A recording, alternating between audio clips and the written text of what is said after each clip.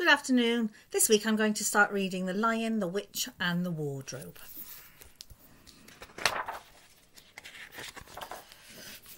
Once there were 4 children called Peter, Susan, Edmund and Lucy.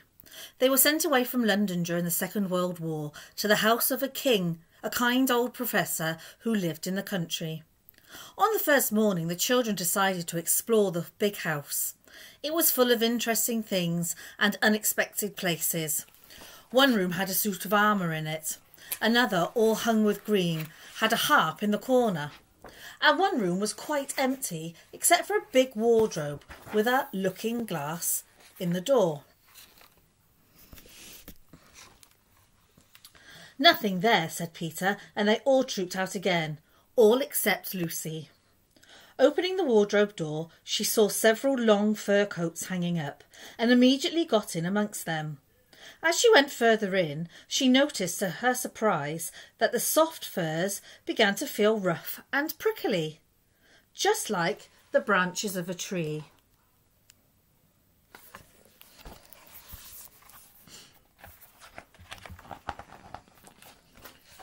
A moment later, Lucy was standing in the middle of a wood with snow under her feet and snowflakes falling through the air.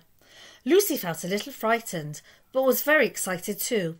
Ahead of her, between the dark tree trunks, a light was shining. She walked towards it, crunch, crunch over the snow. It was a lamp-post.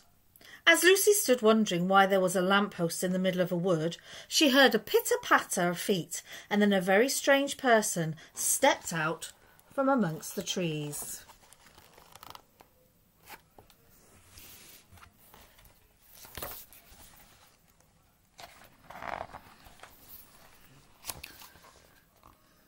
From the waist upwards, he was like a man, but his legs were shaped like a goat's. He had a pleasant little face and curly hair, of which stuck 2 horns. It was a fawn. When he saw Lucy, he gave a start of surprise.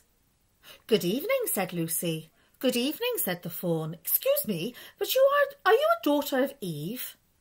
"My name is Lucy," she said, not quite understanding him. "But forgive me, are you what they call a girl?" he asked. "Of course I am," replied Lucy, thinking his questions very strange. "I have never seen a son of Adam or a daughter of Eve before," said the fawn. "I am delighted to meet you. My name is Tumnus." "I am very pleased to meet you, Mr. Tumnus," said Lucy. "And may I ask, O Lucy, daughter of Eve," said Mr. Tumnus, "how you have come into Narnia?" "Narnia, what's that?" said Lucy. "This is the land of Narnia," said the fawn. "Everything that lies between the lamp-post and the great castle of Caer Paravel on the eastern sea." "I got in through the wardrobe in the spare room," said Lucy. "Ah," said Mr. Tumnus, "if only I had worked harder at geography when I was a little fawn, I should know all about these strange countries." "But they aren't countries at all," said Lucy, almost laughing. "It's only just back there. It is summer there." "Meanwhile," said Mr. Tumnus, "it is winter in Narnia, and has been for forever. And we shall both catch a cold if we stand here talking in the snow. Daughter of Eve, from the far land of Spare would you like to come and have tea with me?" "I'd like that very much," said Lucy, who was feeling quite hungry. "But I won't be able to stay long." And so Lucy found herself walking through the wood, arm in arm with the fawn, as if they'd known each other all their lives. They had not gone far when Mr. Tumnus led Lucy into a little cave, where a wood fire burned merrily. Lucy thought she had never been in a nicer place.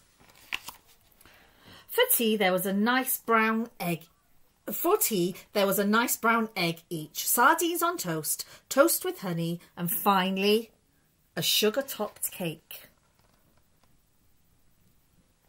The fawn told Lucy wonderful tales of life in Narnia, about midnight dances with the wood nymphs and water sprites, about the milk-white stag who would give you wishes if you caught him, and treasure-seeking with the red dwarfs. Then he took up a little flute and played a tune that made Lucy want to cry and laugh and dance all at the same time. and finally she said, "Oh, Mr. Tumnus, I'm sorry to stop you, but I really must go home." To her surprise, the fawn's brown eyes filled with tears.